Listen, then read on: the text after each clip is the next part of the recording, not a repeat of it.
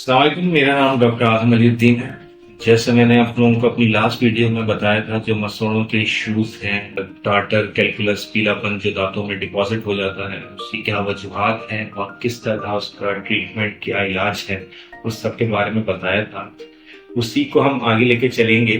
तो जो कॉमनली हमारे पास जो पेशेंट्स, जो मरीज आते हैं, उनको जब हम ये दिखाते हैं डिपॉजिट और ये सारा जो जमा हुआ अपने इंट्राओरल कैमरे में और इंट्राओरल मिरर से, तो उन सबको जब हम अवेयर करते हैं, एजुकेट करते हैं इसके बारे में कि इसको क्लीन करवाना है, ये सारी चीजें, तो कॉमनली जो पेशेंट्स के क्वेश्चंस होते हैं, जो सवालात होते हैं, वो उनमें जो मेन सवालात ये होते हैं। एक तो सबसे कॉमन पेशेंट हमसे ये पूछता होता है कि जब हम अगर क्लीनिंग करवाएं, जो स्केलिंग, पॉलिशिंग या जो मसलों का इलाज करवाएं, तो इसमें हमारे दांत वीक हो जाते हैं, हमने ये सुना है। ये अक्सर पेशेंट्स के क्वेश्चन सवालात होते हैं। तो उसमें सबसे देखें इम्पोर्टेंट ये है कि एक तो अगर जो ये डिपॉजिट है, जैसे मैंने बताया अपनी लास्ट वीडियो में, ये तो बैक्टीरिया और ये आपके गम्स और बोन को वीक करते हैं। तो अगर इसके ट्रीटमेंट से दांत कमजोर होना होता है तो ये ट्रीटमेंट ही नहीं आता।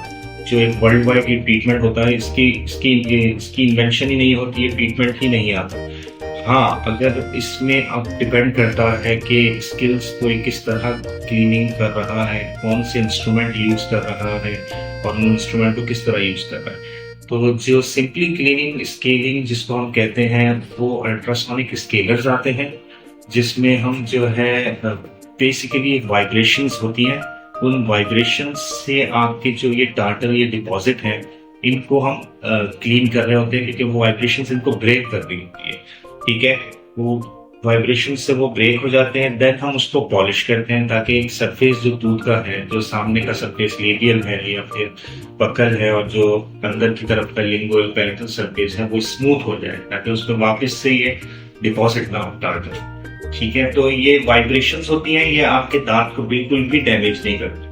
क्योंकि आप देखें कि जो दांत की कवरिंग होती है, इनेमल होता है, डेंटिन होता है, तो जो इनेमल होता है the most hardest part.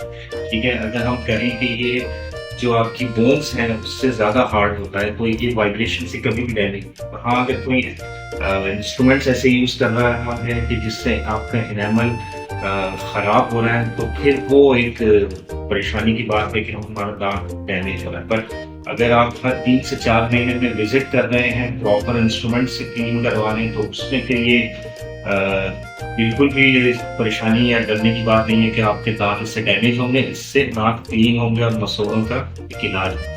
Number 2 जो इनका क्वेश्चन होता है वो ये होता है पेशेंट्स का ज्यादातर, कि हम अगर ये सफाई करवाएं तो हमारे दांत लूज होके गिरना ना शुरू हो जाए।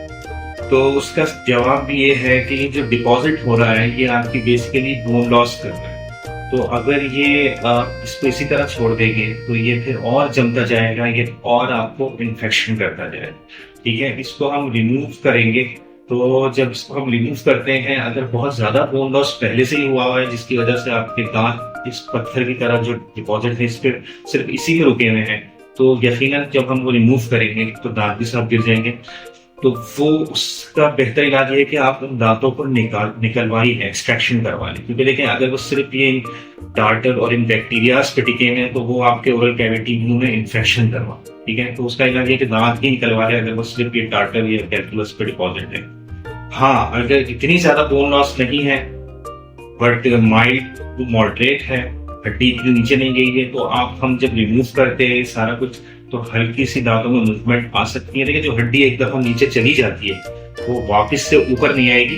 बट जब हम रिमूव करेंगे सारा, तो उसमें यह होगा कि आपके मसूड़े वापस से अपनी जगह पे आने की कोशिश करेंगे और उस दांतों में वापस से अपनी पोजीशन पर अटैच होंगे। बट बोन तो नीचे चली जाएगी। देखिए, वो एक बैक्टीरिया फ्री इन्वायरमेंट हो जाएगा, और फिर आप उसमें आगे डिफरेंट ट्रीटमेंट्स होते हैं जिसकी वजह से हम जिस बोन को ऊपर कर सकते हैं, या फिर हम डिफरेंट इलाज कर सकते हैं। ठीक है, तो वो हम आगे डिस्कस करेंगे। नंबर 3 जो पेशेंट का एक कॉमन क्वेश्चन ये होता है कि हम अगर सफाई करवाएं तो उसमें हमारे दांतों में हमें सेंसिटिविटी या सनसनाहट फील तो नहीं होगी। तो उसका देखिए जवाब ये है कि जब हम क्लीन करते हैं ये सारा डिपॉजिट, तो वो अक्सर रूट्स एक्सपोज हो जाती है, जड़ें।